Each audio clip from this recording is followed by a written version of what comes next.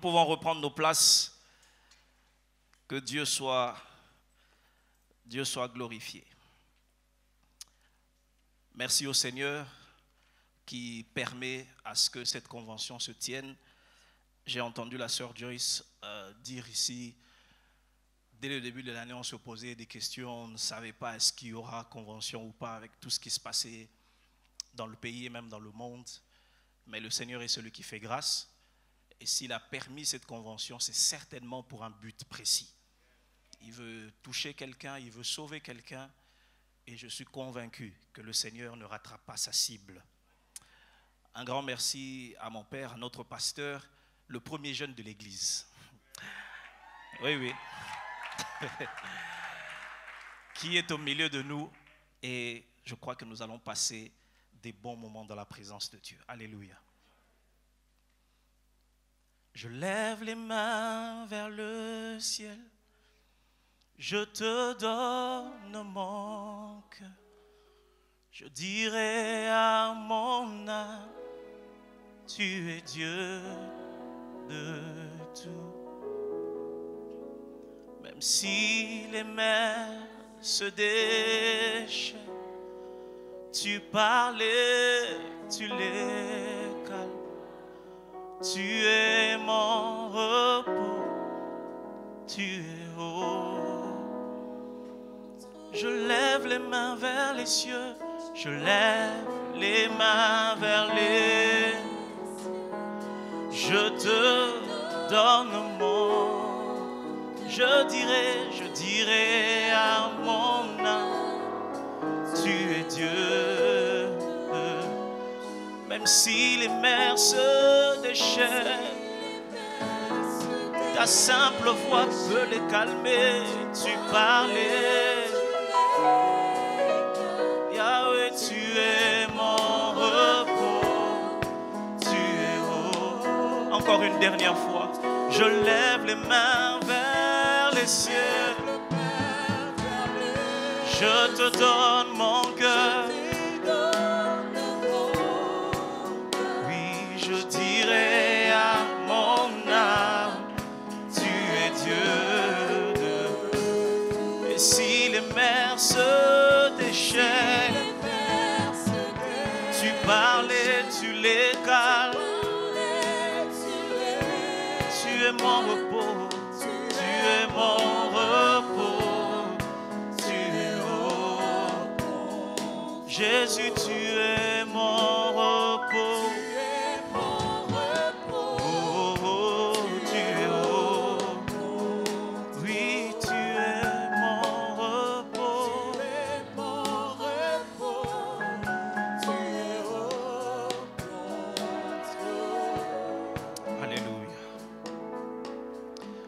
Je nous propose 4 textes. 4 textes pour commencer. Des courts textes. On pouvait en prendre plus, mais j'ai dû limiter. Exode chapitre 3, verset 6. Exode chapitre 3, verset 6. C'est le seul texte de l'Ancien Testament que nous lirons. La Bible déclare: et il ajouta, c'est Dieu qui rencontre Moïse au buisson ardent. Et il ajouta, Dieu donc, et il ajouta: je suis le Dieu de ton père, le Dieu d'Abraham, le Dieu d'Isaac et le Dieu de Jacob. Moïse se cacha le visage car il craignait de regarder Dieu. Amen. Allons dans le Nouveau Testament et prenons Jean chapitre 20, verset 30. L'évangile de Jean au chapitre 20, l'avant-dernier chapitre. Le verset 30. Jean 20, 30, la Bible déclare: Jésus a fait encore, en présence de ses disciples, beaucoup d'autres miracles qui ne sont pas écrits dans ce livre. 31. Mais ces choses ont été écrites afin que vous croyiez que Jésus est le Christ, le Fils de Dieu, et qu'en croyant, vous ayez la vie en son nom. L'avant-dernier texte est dans Hébreux chapitre 12. Le seul verset premier. Hébreux chapitre 12, verset premier. La Bible déclare: nous donc aussi, puisque nous sommes environnés d'une si grande nuée de témoins, rejetons tout fardeau et le péché qui nous enveloppe si facilement et courons avec persévérance dans la carrière qui nous est ouverte. Enfin, le dernier texte qui sera un peu le principal pour ce premier message, Marc chapitre 14, versets 1 à 9. Marc chapitre 14, versets 1 à 9. Il est écrit: la fête de Pâques et des pains sans levain devait avoir lieu 2 jours après. Les principaux sacrificateurs et les scribes cherchaient des moyens d'arrêter Jésus par ruse et de le faire mourir. Car ils disaient que ce ne soit point pendant la fête, afin qu'il n'y ait pas de tumulte parmi le peuple. Comme Jésus était à Béthanie, dans la maison de Simon le lépreux, une femme entra. Quelqu'un dit: une femme entra. Une femme entra pendant qu'il se trouvait à table. Elle tenait un vase d'albâtre qui renfermait un parfum de nard pur de grand prix. Et ayant rompu le vase, elle répandit le parfum sur la tête de Jésus. Quelques-uns exprimèrent entre eux leur indignation. À quoi bon perdre ce parfum? On aurait pu le vendre plus de 300 deniers et les donner aux pauvres. Et ils s'irritaient contre cette femme. Mais Jésus dit: laissez-la. Pourquoi lui faites-vous de la peine? Elle a fait une bonne action à mon égard. Car vous avez toujours les pauvres avec vous. Et vous pouvez leur faire du bien quand vous voulez. Mais vous ne m'avez pas toujours. Verset 8, elle a fait ce qu'elle a pu. Elle a d'avance embaumé mon corps pour la sépulture. Le verset 9, enfin, je vous le dis en vérité, partout où cette bonne nouvelle sera prêchée dans le monde entier, on racontera aussi en mémoire de cette femme ce qu'elle a fait. Alléluia. Avec Dieu, écrivons l'histoire. Puisqu'il s'agit d'une entrée en matière, d'un premier message, je vais essayer tant bien que mal de poser quelques bases qui vont nous permettre de comprendre la pensée de ce thème avant d'aller dans le sous-thème qui m'est confié et que je vais révéler tantôt. Avec Dieu, écrivons l'histoire. Qu'est-ce qu'on entend par histoire? Sans aller dans plusieurs autres définitions scientifiques, tout ce qui est lié aux sciences sociales, l'histoire peut simplement être compris comme tout ce qui a trait au passé. Alléluia. Alléluia. L'histoire peut être compris comme tout ce qui a trait au passé, tout ce qui est révolu, tout ce qui était mais qui n'est plus, tout ce qui était un présent à un certain moment et qui après l'écoulement de temps est devenu un passé, et cela fait partie maintenant de l'histoire que l'on peut raconter. Cela fait partie des événements contre lesquels on ne peut plus rien faire. On ne peut que les constater et les rapporter tels qu'ils étaient accomplis. Alléluia. Alléluia. J'aime dire, l'histoire, c'est le présent qui a vieilli. C'est le présent qui est en train de perdre un peu de sa force et qu'on peut regarder désormais en arrière et juste contempler. Mais quand le Seigneur est en train de nous dire à cette jeunesse qu'avec Dieu écrivons l'histoire, ce n'est pas directement de cette forme d'histoire-là dont il s'agit. Parce que ce que je viens de vous définir comme histoire ici, c'est dans un sens vraiment large. Tout est passé. Vous voyez, dans ce sens-là, même le fait que notre pasteur ait été ici devant cette chaire et nous ait bénis en disant que cette convention serait bénie, ça fait déjà partie de l'histoire. Parce que cet instant-là vient déjà de passer. À partir du moment où l'instant n'est plus présent, il fait partie de l'histoire. Alléluia. Mais il y a un autre type d'histoire que je préfère appeler cette histoire au sens strict. C'est-à-dire là où on ne prend pas seulement tous les événements qui sont passés, mais au milieu des événements qui sont passés, on fait une sélection des faits marquants. Est-ce que vous êtes avec moi? L'on fait une sélection des faits marquants que l'on rapporte. Les faits peuvent avoir marqué pour plusieurs raisons. Pour leur originalité, pour leur caractère insolite, pour leur côté exceptionnel. Quoi qu'il en soit, quel que soit le critère retenu, l'histoire que l'on étudie, l'histoire que l'on rapporte ne contient pas tous les détails passés en réalité. L'histoire, quand on raconte une histoire, on rapporte les faits marquants qui enseignent quelque chose. Alléluia. Si je vous demande de me raconter votre journée, vous n'allez pas m'expliquer la moindre minute de ce que vous avez fait depuis que vous étiez levé. Mais vous me diriez, j'étais debout, je suis allé à tel endroit et je suis revenu. En fait, c'est un résumé des grandes lignes. Est-ce que vous êtes avec moi? Un résumé des grandes lignes qui contient ce que vous avez fait. Et c'est de ça dont il s'agit ici. Quand on parle d'écrire l'histoire avec Dieu, il ne s'agit pas juste de tout ce qui est passé. Mais il s'agit dans ce qui est passé, les choses qui sont marquantes et qui peuvent servir pour le futur. Est-ce que vous êtes avec moi? Parce que l'histoire au sens général, tout le monde l'écrit. Il suffit d'avoir existé pour avoir un passé. La seule personne qui ne peut pas qui n'a pas de passé, c'est Dieu. Est-ce que vous êtes avec moi? Il n'y a pas un moment dans l'histoire où Dieu n'a pas été. Il est. Même quand vous retournez dans les moments les plus lointains, vous trouverez toujours Dieu. La donne Dieu ne peut pas s'effacer même quand vous reculez loin derrière. Il n'y a pas de loin derrière pour Dieu. Il s'appelle je suis. C'est pourquoi Jean même dit au commencement était la parole. Au commencement de quoi? Il recule, il recule, il recule. Il n'arrive pas à trouver un commencement à partir duquel la parole n'existe pas. C'est-à-dire, aussi loin que la révélation soit poussée, Dieu est le premier être qui a toujours été là. Et tout ce qui a existé a un passé. Mais tout ce qui a existé n'a pas forcément une histoire au sens strict. C'est-à-dire, on peut avoir existé sans avoir laissé des traces. Et quand il n'y a pas de traces ou des faits marquants, ce n'est pas de l'histoire, c'est juste du passé. Est-ce que vous êtes avec moi?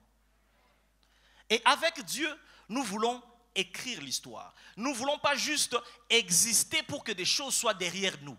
Non, nous voulons poser des actes précis avec Dieu qui soient des faits marquants et qui laissent des traces pour les générations futures. Alléluia. Donc, nous ne sommes pas venus être passifs. Nous sommes venus être actifs. Avec Dieu, écrivons l'histoire. Alléluia. Le but donc de l'histoire, je suis en train de poser les bases, le but donc de l'histoire, c'est de traverser le temps.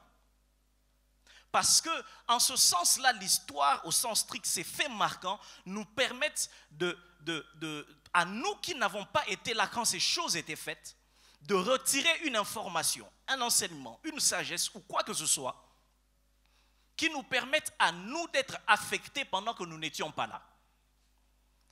Quand on a proclamé l'indépendance de la RDC, nous n'étions pas là, nous autres ici. Tu étais là? Mais c'est un fait marquant du pays qui a laissé des traces jusqu'à aujourd'hui. Et même ceux qui n'ont pas vécu en ce temps peuvent faire un discours et se réclamer de cette indépendance-là. C'est un fait passé, mais qui est resté dans l'histoire. Quand on parle histoire du pays, on parlera de ça. Parce que c'est un fait marquant. Alléluia. Dans 1 Corinthiens chapitre 10, verset 6, lorsque Paul veut s'adresser ou s'adresse aux Corinthiens et qu'il veut les reprendre par rapport à certaines choses, il prend l'exemple des enfants d'Israël. Il dit voilà comment ils étaient dans le désert, voilà comment ils ont marché, ils ont été idolâtres, ils ont tenté Dieu, ne faites pas comme eux, ne murmurez pas. Et il arrive au verset 6, il leur dit ces choses leur sont arrivées pour nous servir d'exemple. C'est leur passé, mais ce passé-là est un fait marquant. Ce passé-là a une valeur stratégique. Ça traverse le temps pour servir de sagesse à ceux qui sont arrivés en ce temps-ci. C'est eux qui ont murmuré, c'est eux qui ont été dans le désert. Nous ne sommes pas là, mais nous retirons quelque chose de leur parcours. Alléluia. En ce sens donc, l'histoire devient un héritage. Est-ce que vous êtes toujours avec moi? L'histoire devient un héritage qui traverse le temps et qui atteint la prochaine génération. Donc quand Dieu est en train de nous dire qu'il est en train d'écrire une histoire avec nous, Dieu ne veut pas juste nous donner un passé. Non. Dieu est en train de graver quelque chose que même tes enfants viendront lire. Quand Dieu est en train d'écrire une histoire avec toi, il fait de toi une boussole que les autres générations vont utiliser pour se repérer dans la vie. Quand Dieu dit qu'il est en train d'écrire l'histoire avec cette jeunesse, ça veut dire qu'il veut faire des hommes et des femmes référence. Même quand leur course s'arrêtera, l'impact qu'a laissé leur course ne s'arrêtera pas. Il y a des vies qui s'arrêtent dans le temps, mais dont l'impact ne s'arrête pas dans le temps. Parce que ce qu'ils ont accompli avec Dieu dépasse les choses qui se sont arrêtées en leur temps. David est mort il y a bien des années, il y a bien des siècles. Mais dans les églises, on lit encore les psaumes que David a écrits. votre impact peut dépasser votre propre vie. Est-ce que quelqu'un est avec moi? Votre impact peut aller à dépasser votre propre vie. Écrire donc l'histoire avec Dieu, c'est devenir ce modèle, cette référence. Une boussole pour ceux qui viendront plus tard. Alléluia. Et c'est pourquoi j'aime ce texte de Exode chapitre 3 verset 6. Je suis maintenant en train d'entrer dans le fond de mon message. Lorsque Dieu rencontre Moïse au buisson ardent, j'aime ce texte. Moïse est un homme qui a été, nous dit Étienne dans Acte 7, élevé dans toute la sagesse des Égyptiens. Et les Égyptiens étaient des idolâtres. Ils avaient plusieurs dieux. Ils avaient Dieu de ceci, Dieu de cela. Moïse avait donc une culture qui savait qu'il y a plusieurs dieux. Alléluia. Il y avait Dieu du soleil, Dieu du feu, Dieu de la mort et de toutes ces choses-là. Moïse a grandi dans ça. Il a été affermi dans ces choses. Lorsque ce jour-là, pendant qu'il paissait les brebis, il voit quelque chose de bizarre. Il dit, je vais essayer de voir ce que c'est. Lorsqu'il s'approche, il ne savait pas que c'était le rendez-vous de Dieu. Je dis à quelqu'un ce soir, c'est le rendez-vous de Dieu ici, pendant cette convention. Moïse s'approche juste pour regarder. Oh, peut-être que tu es venu juste pour regarder. Peut-être que tu es venu juste pour voir. Convention bientôt. Pendant que tu es venu observer, Dieu est venu te rencontrer. Moïse est allé juste pour voir et Dieu lui parle. Il lui dit, ôte tes souliers. Mais Dieu s'est dit, comment je veux me présenter à cet homme? Dans sa tête et dans son background, il y a plusieurs dieux. Dans la pensée de Moïse, il existe un nombre incalculable de dieux. C'est sûr que quand il a entendu la voix, il a commencé à réfléchir, ça correspond à quel dieu égyptien que je connais. C'est sûr que quand il a vu la flamme et une voix sortir, il s'est dit, est-ce que ça c'est pas ce qu'on nous a appris là quand on était chez Pharaon?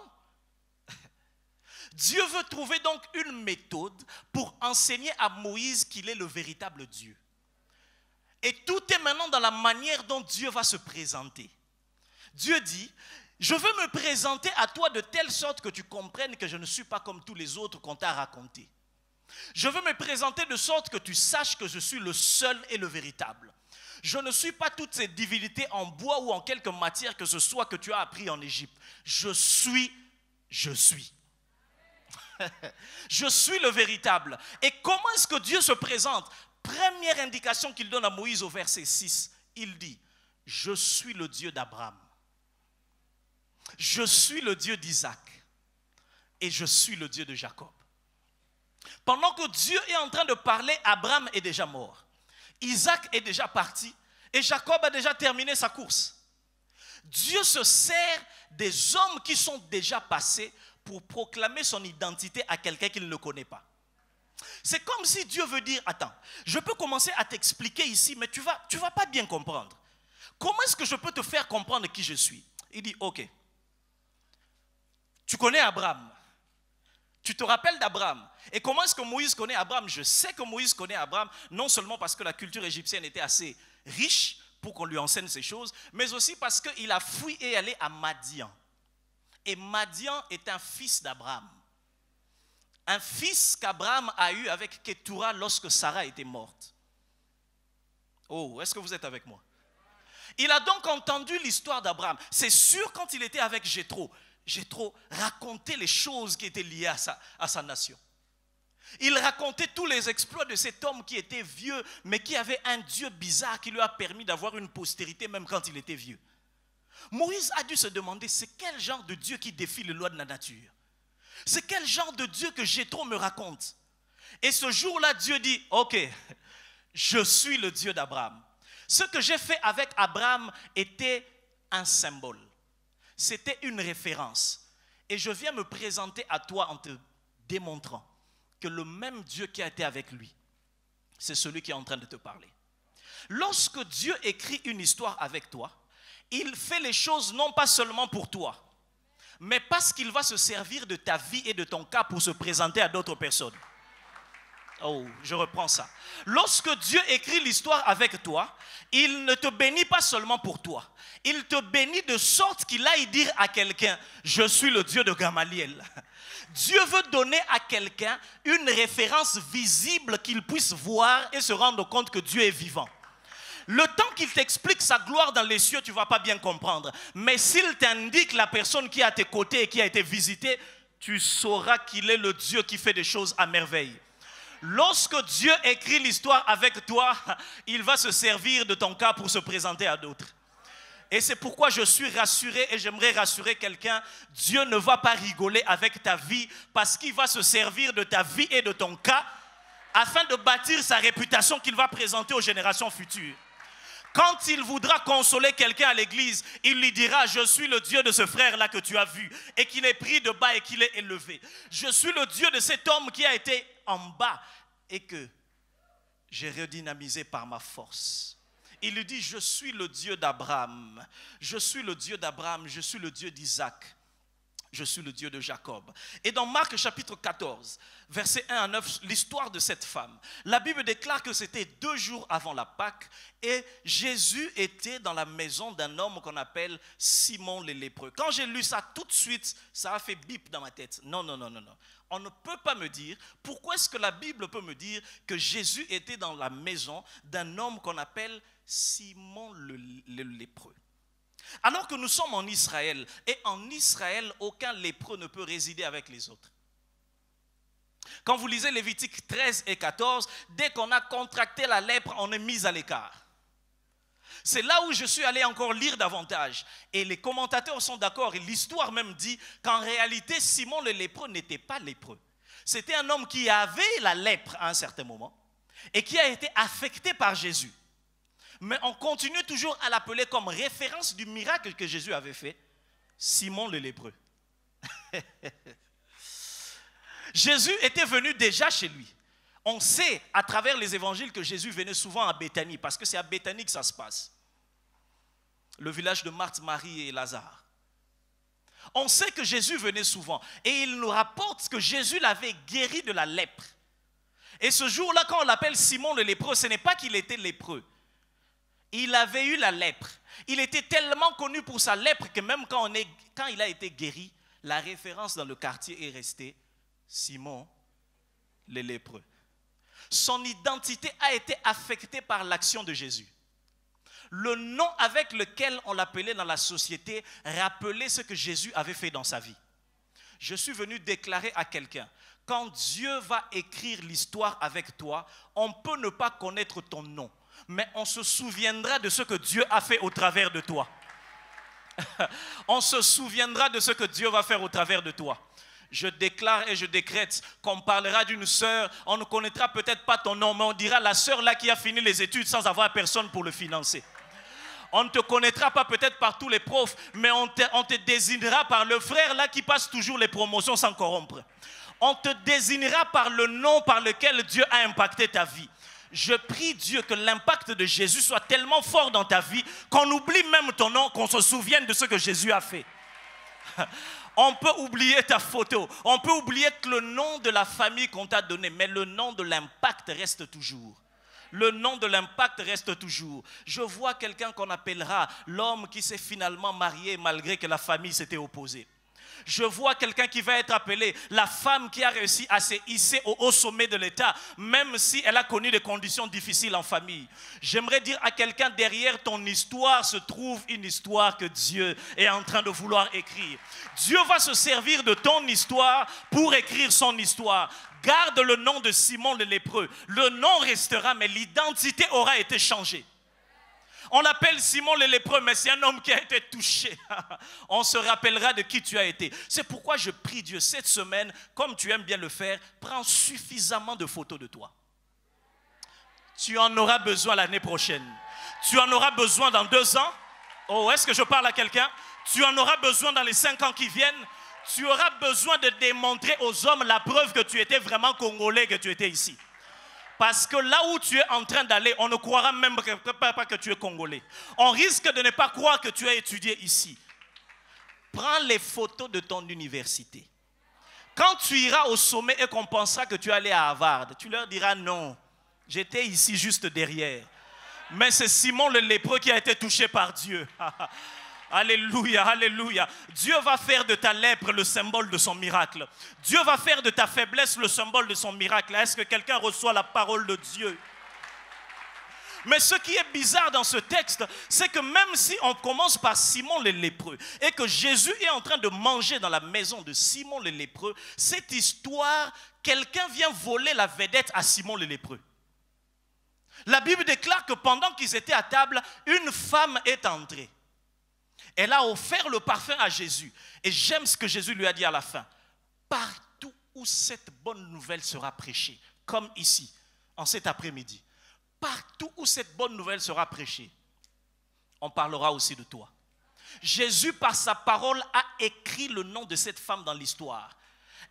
Il lui a dit en quelque sorte, à partir de cet instant, tu viens de rentrer dans l'histoire des personnes qu'on raconte quand on parle de l'évangile. Quand on citera l'évangile, quand on parlera de l'évangile, ton nom aussi est dedans. Cette semaine, Dieu ne va pas juste te donner une voiture. Dieu n'est pas là pour te donner un bonbon. Il est venu avec son encre pour écrire ton nom dans l'histoire. Cette femme m'étonne. Comment a-t-elle eu part à quelque chose de comme ça alors que Jésus n'était même pas venu pour elle? Ce n'est même pas dans la rue comme la femme à la perte de sang pour venir toucher le pan de la robe. C'est dans la maison de quelqu'un. Et quand vous lisez les autres évangiles, on décrit cette femme comme une femme pécheresse. Comment a-t-elle pu écrire l'histoire avec Dieu dans la maison de quelqu'un?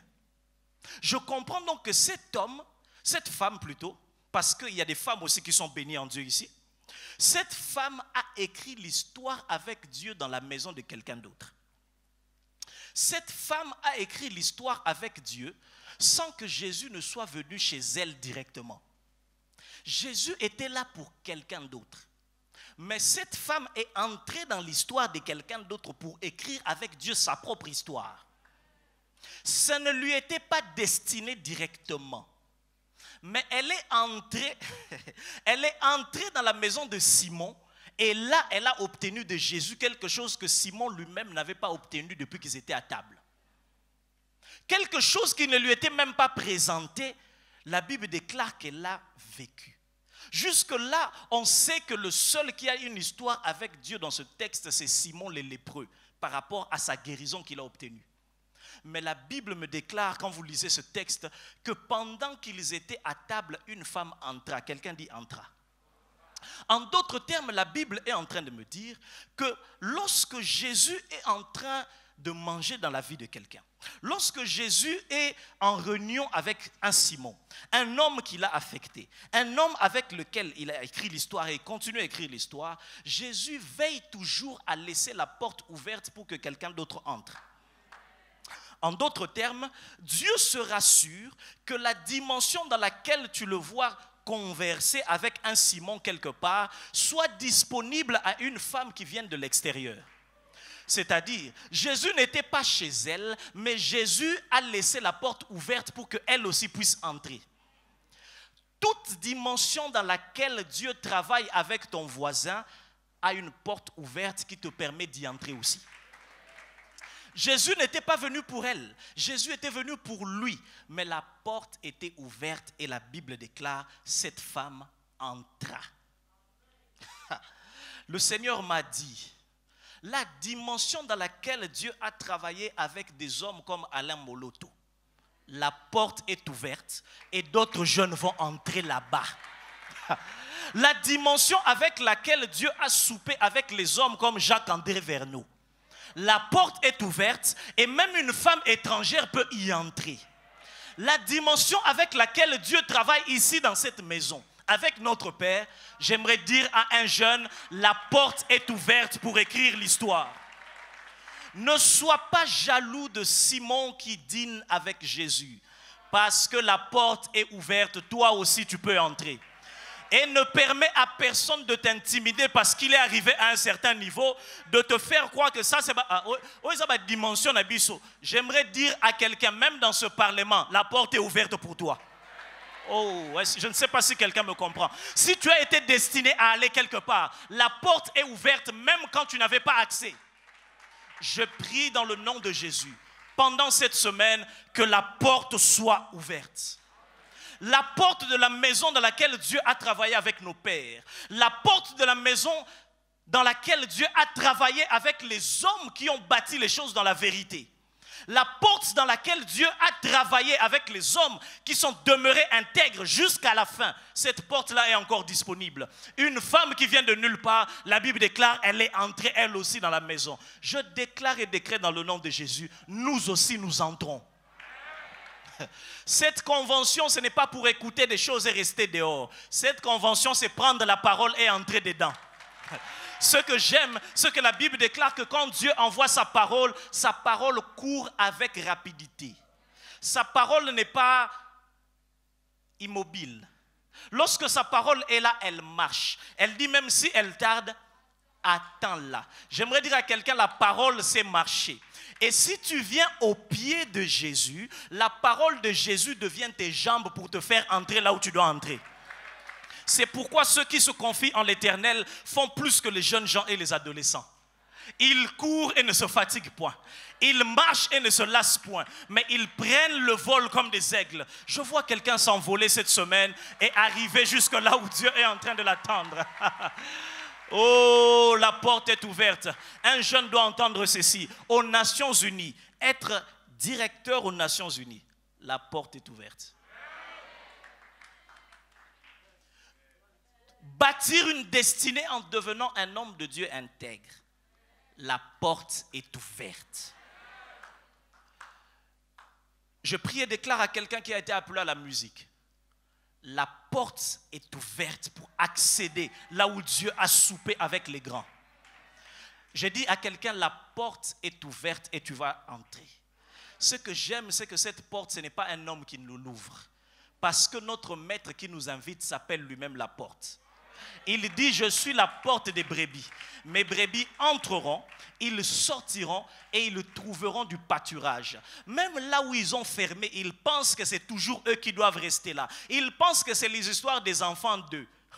La porte est ouverte, on va entrer là-bas dedans. J'aime ce que Anne a dit lorsqu'elle a reçu l'enfant. Dans sa prière, je l'ai déjà dit une fois. Lorsqu'elle bénit le Seigneur, elle dit, le Seigneur est celui qui retire de l'indigent du fumier pour le faire asseoir avec les grands. Oh, je vois quelqu'un que Dieu va faire asseoir avec les grands. Ce que j'aime dans ce texte, c'est que Dieu dit, ou Anne dit, que Dieu va le faire asseoir avec les grands au pluriel. En d'autres termes, là où les grands sont assis, ils sont au pluriel. Il y en a déjà beaucoup. Ils sont déjà là. Ils ont occupé l'espace. Mais quand Dieu veut élever ta destinée, il va pousser les gens à gauche, il va pousser les gens à droite. Il y aura un siège de dégagé où il va te faire asseoir. J'aimerais dire à quelqu'un, non pas si 10 000 tombent devant, à côté de toi, tu ne seras pas atteint. Mais même si 10 000 vont avant toi, il y a ta place qui t'attend. Même si 100 000 sont allés avant toi, quand Dieu t'élève, il va pousser les gens à gauche, il va pousser les gens à droite et il va te faire la place. Quand Dieu a voulu faire de David roi, il a poussé Jonathan à gauche, il a poussé Saül à droite, il a fait de David roi. Quand Dieu a voulu établir Esther, il a poussé Vashti à gauche, les autres femmes au concours à droite, et Dieu a imposé Esther. Il en sera ainsi pour ta vie. Dieu va pousser quelques entreprises à gauche. Dieu va pousser quelques entreprises à gauche, et il va en pousser d'autres à droite. Il va créer de l'espace pour ton entreprise que tu vas créer au nom de Jésus. Je déclare que toi aussi, tu auras une place avec les grands. Parce qu'on peut écrire l'histoire en entrant dans l'histoire de quelqu'un d'autre. Elle est entrée dans l'histoire de Simon le lépreux et écrit avec Dieu son histoire. Elle a écrit avec Dieu son histoire parce que la porte était ouverte. Jésus travaille avec les disciples. Les disciples sont étonnés. Jésus le regarde un jour et dit, celui qui croit en moi, il peut faire les mêmes œuvres que je fais. En d'autres termes, il veut leur dire, la porte pour arriver là où je suis, c'est ouvert. Dieu ne nous présente pas des choses pour que nous soyons juste des contemplateurs. Oh jeunesse, le temps est terminé de contempler les vidéos des autres sur YouTube. Le temps est terminé d'imiter les autres colmao des gens et de faire semblant d'être eux. Le temps est arrivé où Dieu te prend par la main et il te fait entrer là où ta destinée doit entrer toi aussi. Tu ne vivras plus une destinée lèche-vitrine où tu regardes juste à l'extérieur des choses auxquelles tu n'as pas accès. Dieu va te prendre par la main et il va te faire entrer là où sa volonté veut te faire entrer dans le nom de Jésus. C'est pourquoi j'aime le texte de Hébreux chapitre 12 verset 1er. Parce qu'au chapitre 11, il présente les héros de la foi. Il dit voici les hommes qui ont marqué l'histoire. Voici les hommes qui ont écrit l'histoire. Il cite Abraham, il cite Abel, il cite tous ces hommes. Il dit c'est par la foi qu'ils ont fait ces choses. Il dit à la fin qu'il y en a même d'autres que je ne peux pas citer. Il y en a tellement. Ils ont fait tellement de choses. Ils ont fermé la gueule des lions. Ils ont fait tellement de grandes choses. Mais j'aime le chapitre 12, verset 1er, comment ça commence. Il dit nous donc aussi. En d'autres termes, il veut leur dire, je viens de vous parler de Moïse, je vous ai parlé de Joseph, je vous ai parlé d'Abel, je vous ai parlé d'Abraham et de Sarah, mais maintenant leur chapitre est clos. Nous donc aussi. Quelqu'un dit après moi, moi aussi. Quelqu'un dit moi aussi. Seigneur, merci pour les héros de la foi. Vas-y. Seigneur, merci pour les héros de la foi. Merci pour les modèles que tu as donnés. Merci pour ceux qui ont écrit l'histoire. Mais moi aussi, je vais écrire l'histoire avec toi. Qu'il te soit fait selon ta foi dans le nom de Jésus. Il dit nous donc aussi, courons vers la carrière qui nous est ouverte. Il veut leur dire, je ne vous ai pas cité ces héros pour les contempler, mais pour les imiter. Paul même disait, soyez mes imitateurs. Ne soyez pas mes observateurs, ne soyez pas mes fanatiques. Les gens viennent dans les églises et veulent devenir les fanatiques des pasteurs au lieu de devenir des disciples qui vont reproduire les choses bien qu'ils voient. Le but du disciple-là n'est pas d'être seulement admiratif, mais d'apprendre les choses qu'on voit afin de les reproduire soi aussi. Si tu n'es pas capable de reproduire ce que tu vois, tu as perdu ton temps. Et c'est pourquoi nous avons des jeunes fanatiques qui passent leur temps. Ah, préso, nengenini. Le temps de citer les autres présos n'est plus là. Apprends qu'est-ce qui a fait de lui préso dans la présence de Dieu. Et toi aussi, bosse avec Dieu pour devenir un préso. Le but, ce n'est pas de célébrer les autres et de contempler leur gloire. C'est d'apprendre au pied d'eux pour ceux qui ont réussi avec Dieu et de reproduire les mêmes choses. Nous ne venons pas ici pour être des contemplateurs. Nous sommes là pour reproduire les bonnes choses que nous voyons. Lorsque Jésus devait naître et que Dieu a envoyé l'ange auprès de Marie, il dit à Marie, tu seras enceinte. Tu auras un enfant. Marie ne comprend pas. Je ne connais pas d'homme. Comment cela va-t-il se passer? Et l'ange lui dit, le Saint-Esprit te couvrira. Mais je suis sûr que l'ange s'est rendu compte que Marie ne comprenait pas toujours cette histoire de Saint-Esprit et d'ombre. Alors l'ange lui dit, ok, on va faire simple. Quand tu finis ici, va chez Élisabeth. Va chez ta parente qui, elle aussi, était dans l'impossibilité de concevoir. Parce que les deux femmes étaient dans l'impossibilité de concevoir. Élisabeth parce que le temps était passé et Marie parce que le temps n'était pas encore arrivé. Marie ne pouvait pas enfanter parce que son temps n'était pas arrivé. Elle dit, je ne connais pas encore d'homme. Élisabeth, elle ne pouvait pas parce que son temps d'après les hommes était passé. Et Dieu lui dit, toi qui es dans l'extrême d'avant, va visiter celle qui est dans l'extrême d'après. Et va voir qu'elle est déjà dans son 6e mois. Quand tu vas voir Élisabeth avec une grossesse, tu vas comprendre que rien n'est impossible à Dieu.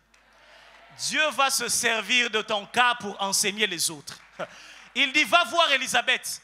Cette porte-là même que j'ai ouverte pour Élisabeth, elle est aussi disponible pour toi. Elle est disponible pour toi. C'est pourquoi dans la vie, apprends à fréquenter les personnes qui écrivent l'histoire avec Dieu. Ne va pas passer de temps avec les autres stériles incrédules. Va chez les stériles Élisabeth. Parce que là, tu recevras la foi de croire que toi aussi, tu peux recevoir la grossesse de Dieu dans la foi. Quand vous vous entourez des personnes qui sont négatives, vous n'écrirez jamais l'histoire.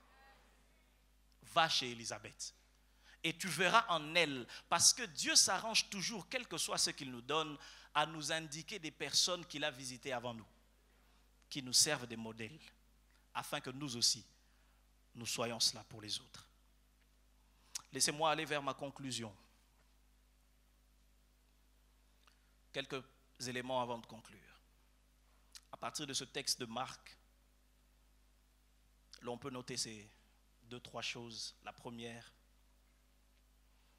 écrire l'histoire avec Dieu réside dans les opportunités à saisir. Écrire l'histoire avec Dieu réside dans les opportunités à saisir. Comme je l'ai dit tantôt, cette femme, ce n'était pas chez elle que Jésus était. Ce n'était pas chez elle. Mais elle est entrée, elle a reçu quelque chose. Vous savez, l'opportunité ne veut pas dire facilité. Quand on dit que c'est le moment opportun, ça ne veut pas dire que tout est disposé pour que vous alliez. Opportunité ne veut pas dire facilité. Opportunité veut dire disponibilité.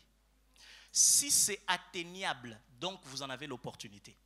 Il y a quelque chose que cette femme a vu que les autres n'ont pas vu. Jésus, quand vous lisez même ce texte dans Matthieu, a intentionnellement rappelé à ses disciples que c'était à 2 jours avant la Pâque.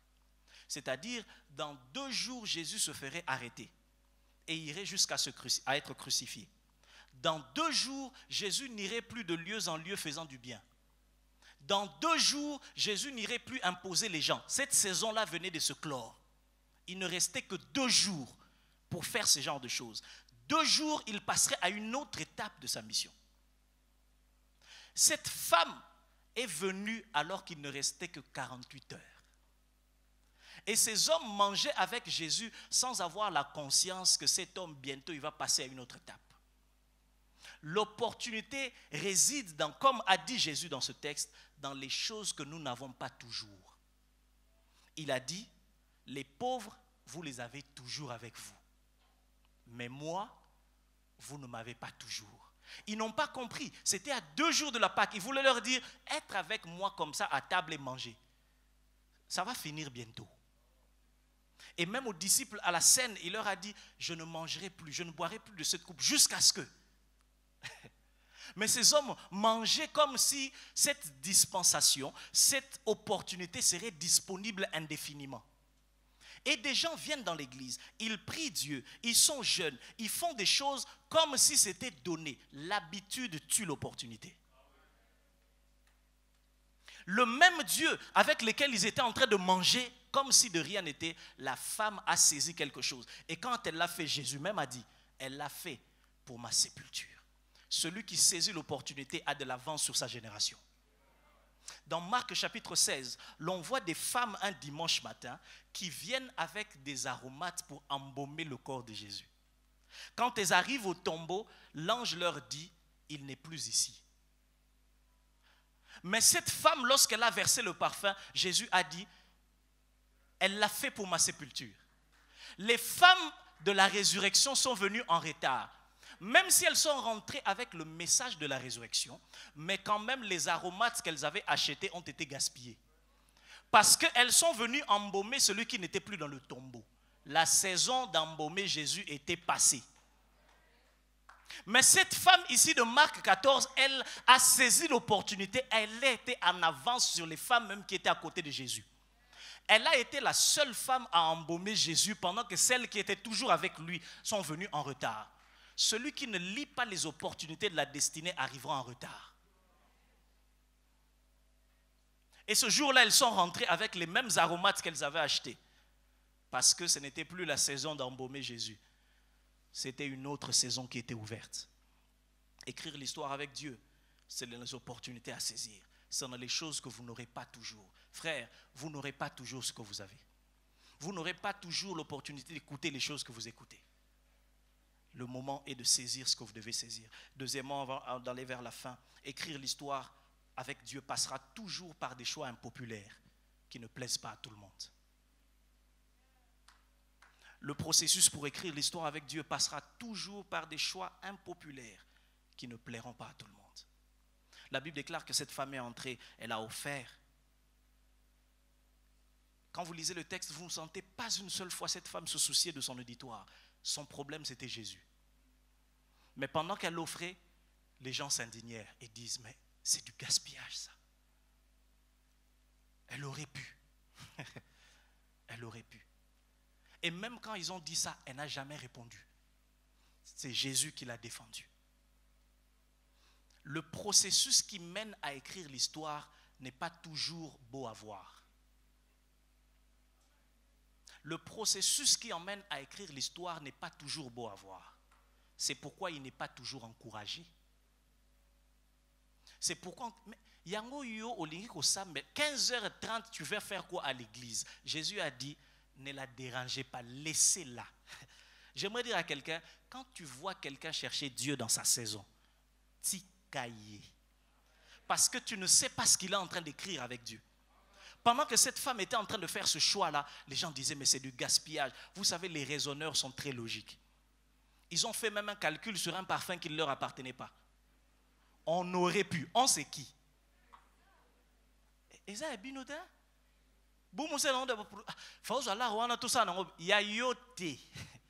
Ils disent on aurait pu vendre ça. Oh. Vi yangamoko. Nazo sambela nzambe yangamoko. Nazo kima ekobo ngamoko. Et toi tu es choqué pour ça en me disant Zayuma. Oh. Frère, ngam moko nde na boyi lisumu. Ngam moko nde na boyi makambo wana. Ngam moko nde na décidé na se mettre en prière pour chercher le Dieu de ma destinée. Pourquoi ça vous dérange?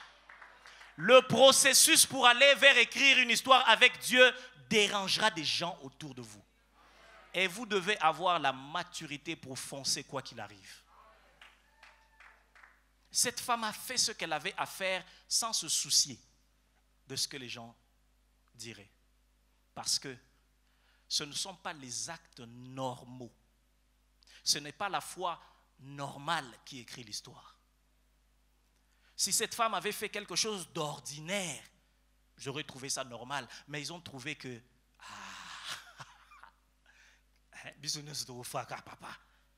ça c'est exagéré. Aussi longtemps que ton entourage n'a pas l'impression que tu exagères avec Dieu, quelque part tu n'es pas arrivé. Des fois je dis à certains qui sont autour de moi, il y a certaines conversions aujourd'hui qui m'étonnent. Quelqu'un qui est converti aujourd'hui et qui est déjà très équilibré, il sait non, il a converti mais papa général mingité. Quand est-ce que tu as appris que général mingité? Généralement quand on a la flamme de Dieu, généralement même on va dans les excès. Et il faut le temps pour qu'on nous ramène, qu'on nous explique papa. Tanga pendano, hein? Et des gens viennent en Christ déjà hyper équilibrés. Yo jeûna combien de fois pour le on aurait pu vendre ce parfum. Le processus établi par les hommes, c'est beau, c'est bien, c'est logique, mais ça n'écrit pas l'histoire. Ça ne laisse aucune trace. On aurait vendu ça, elle aurait été une commerçante point barre. Mais elle fait une offrande exceptionnelle, vous écrivez une histoire exceptionnelle. Vous voulez une histoire spéciale avec Dieu, soyez un fils spécial pour Dieu. Enfin, pour clôturer, c'est Dieu qui écrit l'histoire au travers de nous. C'est pourquoi mon sous-thème en réalité c'était gagner le monde ou se laisser gagner par Christ. L'attitude de cette femme est vraiment interpellateur. Cette femme n'avait jamais l'intention de faire quelque chose d'extra.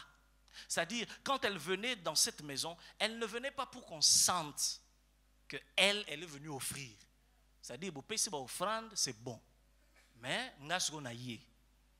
vous sentir qu'est-ce que c'est qu'un parfum ici? Non. Tout ce qui l'a préoccupé, c'était d'être au pied de Jésus.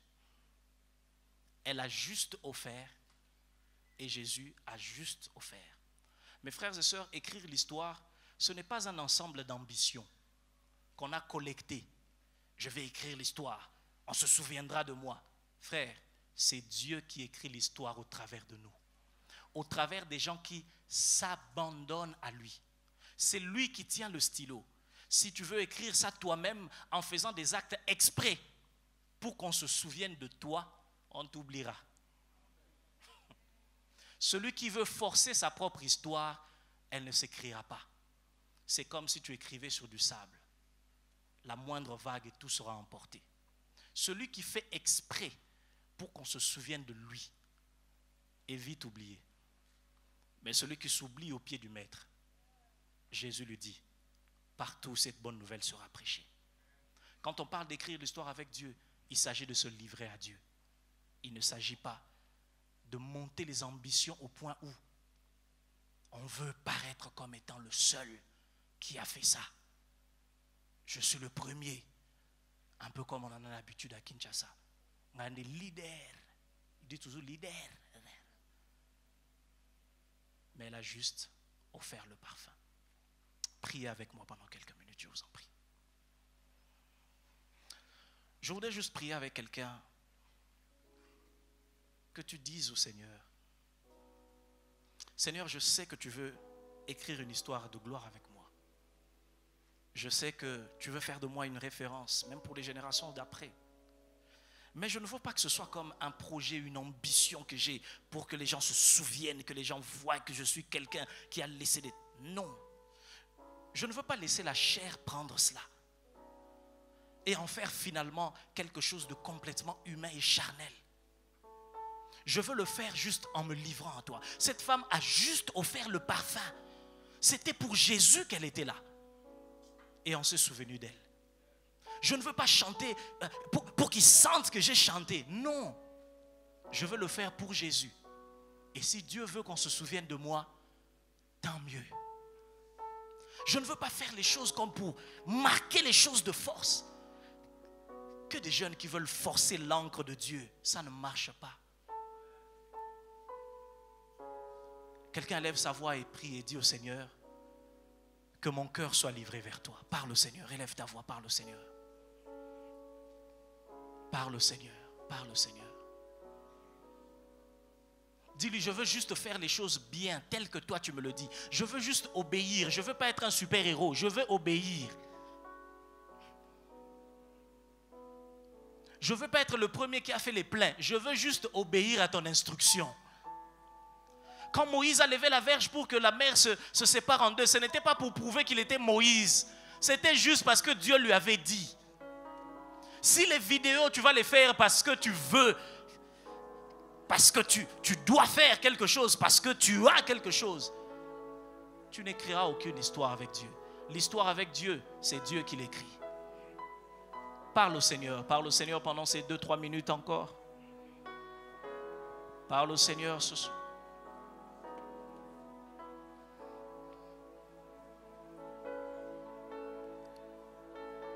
Parle au Seigneur. Dis-lui que ma vie soit comme une fleur. Dis-lui que ma vie soit comme un parfum de bonne odeur. Je ne veux pas faire les choses pour moi-même. Je veux juste me livrer. Je veux juste te servir. Je ne veux pas prouver quoi que ce soit. Je ne veux pas le faire pour qu'en famille on dise « Ah, lui il en a ». Non. C'est pourquoi toutes ces années ça ne marche pas. Il ne s'agit pas de gagner le monde. Il s'agit de se laisser gagner par Jésus. Écrire l'histoire, ce n'est pas les ambitions. Non, c'est nous la grande jeunesse, nous allons faire des choses. Non, c'est se livrer à Dieu et Dieu fait avec nous ce qu'il veut. Si tu veux forcer l'histoire, ça ne marchera pas. Tiga nzamba sala ngonenga kani. Nzambe nda sala kango frère. Oko forcer, oko sala ba like, oko sala ba vidéo ndenge nyonso. Oko changer nyonso lingi, ça ne marchera pas. Ego simba te frère, soki nzamba komiango te ko komamate. En ce premier message, Dieu veut juste revoir nos motivations. Comme cette femme, que les motivations soient pures. Que les motivations soient pures. Il ne s'agit pas d'être le meilleur, il s'agit d'être le serviteur bon et fidèle. Il ne s'agit pas de rapporter 5 talents pour dire « Moi j'ai fait plus que les autres ». Non, il s'agit de dire « Tu m'avais donné 5 talents, tu m'as donné une instruction, j'ai juste obéi ». Frère, la clé pour écrire l'histoire, c'est l'obéissance à Dieu. Quand Abraham a écrit l'histoire, c'est parce qu'il a obéi. Dieu lui a dit « Offre Isaac », il a juste offert. Dieu lui a dit quitte ton pays, ta patrie. Il a juste quitté. Et Dieu a fait de lui le père de tous ceux qui croient. Dieu établit les obéissants. Ceux qui obéissent simplement à sa volonté. En affrontant Goliath, David ne voulait pas montrer que Mikolo, ce n'est pas chez Saül. Non, c'était juste ce que Dieu lui demandait de faire. Que de fois, on va même au-delà. On ne fait plus ce que Dieu demande parce que notre cœur est devenu charnel. Si tu veux le faire par toi-même, ça ne marchera pas. Ça ne marchera pas. Tu feras bien les choses. Ce sera beau, mais on va vite oublier. Dieu s'arrangera pour qu'on oublie ceux qui cherchent à rester dans la mémoire des gens. Parce que Dieu ne partage sa gloire avec personne.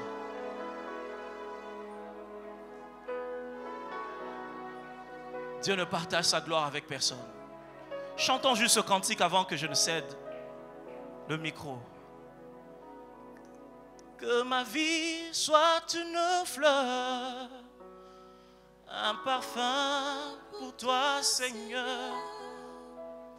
Que ma vie soit une fleur, un parfum de baume, oui, devant toi,